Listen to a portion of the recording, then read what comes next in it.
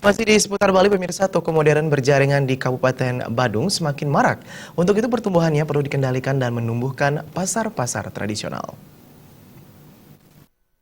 Tokoh masyarakat Desa Penarungan Wayan Suwardana mengatakan tahun 2007 lalu mulai bertumbuhan toko modern di Kabupaten Badung. Hingga kini diprediksi jumlahnya sudah mencapai 400 unit.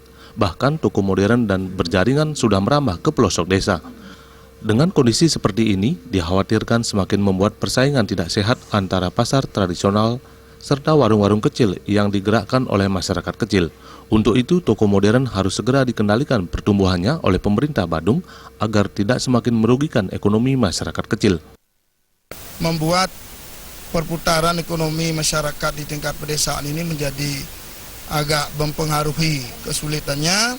Oleh karena itu, tentunya daripada aparat yang berwenang, terutama Bapak Bupati Badung, dalam kait ini juga mengevaluasi lah toko modern ini, bila perlu bagaimana upayanya diperkecil volumenya. Wayan Suwardana juga menambahkan di satu sisi toko modern merupakan pemasukan bagi pendapatan asli daerah di Kabupaten Badung, tetapi di lain pihak juga harus memperhatikan kepentingan ekonomi masyarakat kecil.